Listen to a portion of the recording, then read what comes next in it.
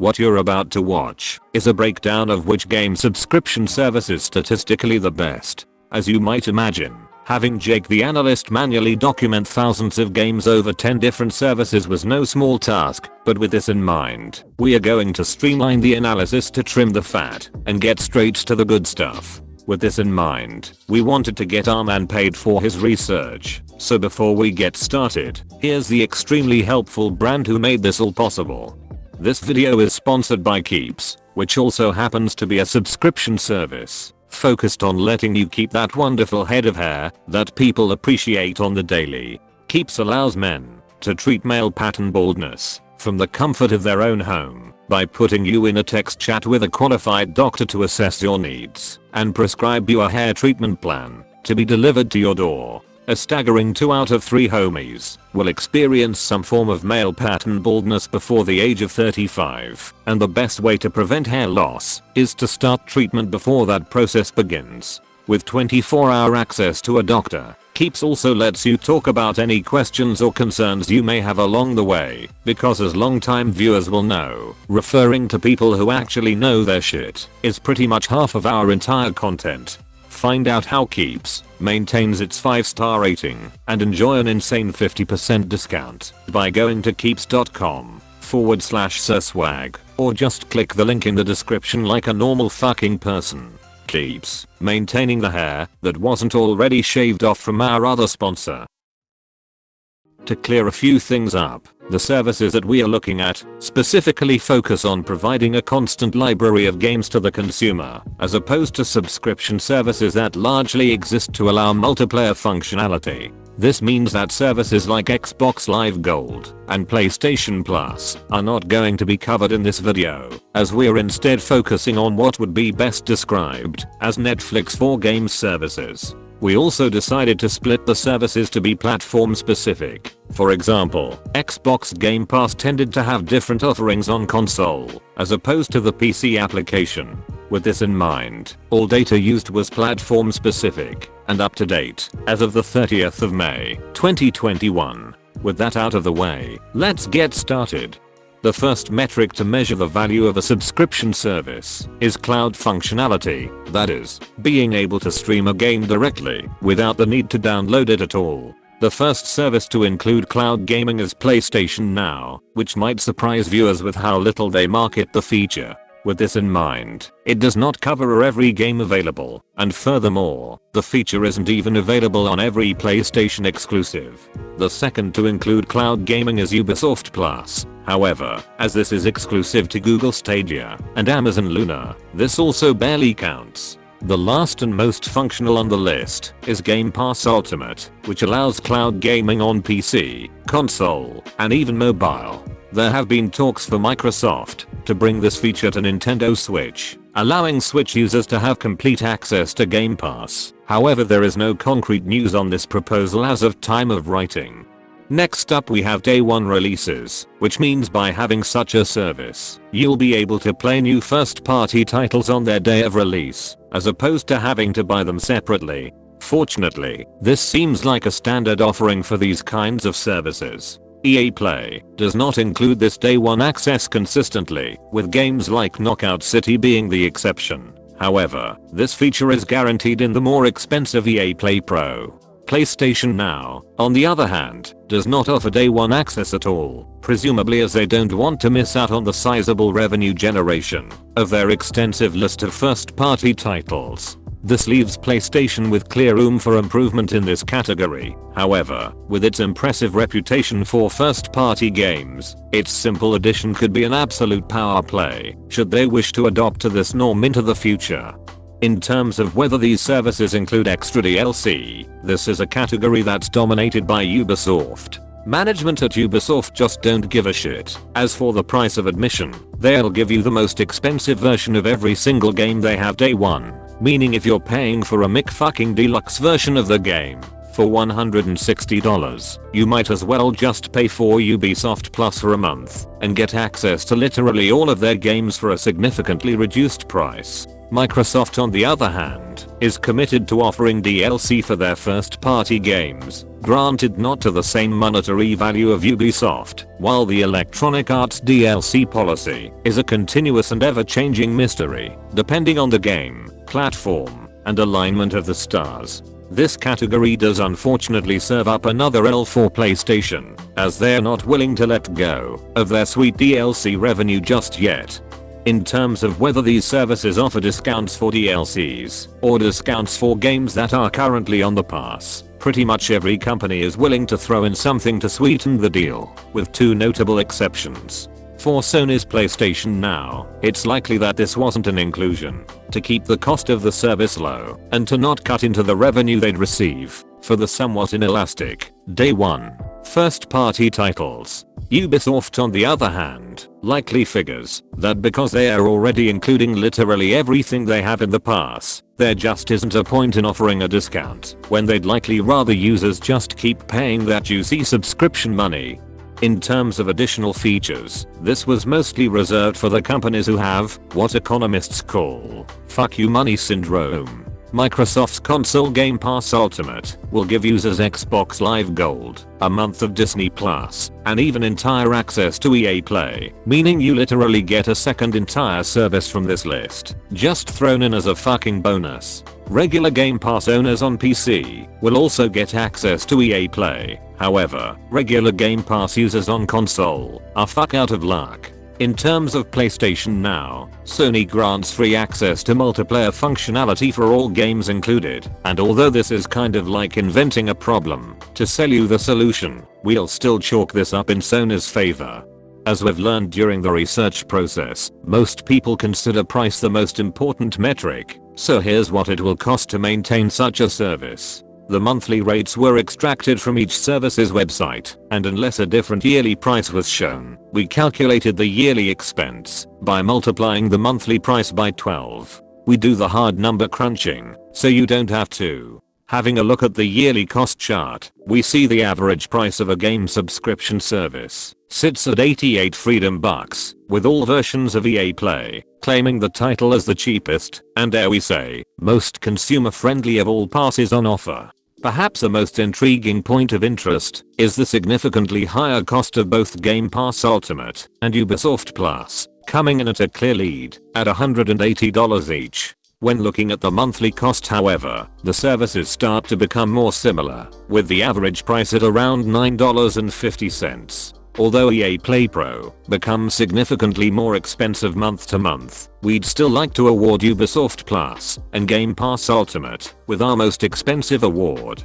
If the pure quantity of games was our main measuring metric, this would be a 360 quickscope slam dunk for Sony. Not only does PlayStation Now have the most amount of games included, but when factoring out duplicate passes, Sony offers more games than all other services combined. We should mention that there were often instances of some games being double listed, such as original and remastered games being counted separately, but in the interest of unique titles, we only counted these as single offerings. Aside from Xbox also serving a decent selection, viewers might notice that the service by Electronic Arts tends to vary wildly, depending on the platform. PC exclusive offerings partially account for this disparity. However, with such a huge difference between platforms, it's likely that exclusivity deals go a long way to explain why the PS4 version has a particularly laughable 42 games on offer. It's important to mention that not all platforms are created equally.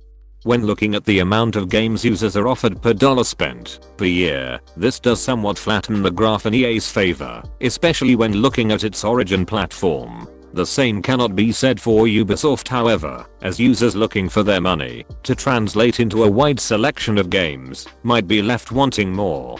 Things start to change when looking at the average retail price of all games on offer, with Ubisoft's first place position suggesting that although their quantity of games per dollar falls behind, their willingness to offer their most expensive versions of each title inflates its value to the number one spot. Another significant shift is EA Play's PS4 offering in second place, which leads us to believe that by having a much smaller selection of games at a higher than average price point, they were able to escape the price dilution of the other services. When looking at the total value of all games on the other hand, we really get to see the merits of a subscription service model. PlayStation Now still takes the top spot for total value offered. However, viewers will probably notice that Game Pass gains a formidable amount of ground when looking at the passes from this metric.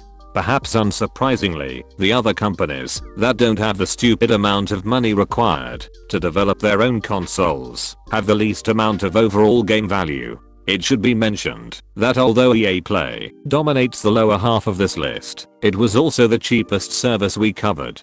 Although the sheer quantity of games is important, it's also helpful to look at the average year of release, as newer games can serve as a huge selling point for potential subscribers. At a glance, it appears that Ubisoft is once again given the last place position, while we chalk up another win for the Xbox gang. However, this metric tells us more about the philosophies of each pass as a whole. Ubisoft makes an effort to put all of their titles on their pass regardless of release date, meaning that for a company which was first founded in the mid-80s, this tends to drastically pull back their average year of release. Electronic Arts on the other hand, tends to be a bit more stingy when including new release games for EA Play, which also pushes that average down lower than EA Play Pro. The difference between Sony and Xbox on the other hand comes down to the backwards compatibility differences. Back when the PS4 and Xbox One first launched, as Microsoft offered full backwards compatibility, while Sony did not.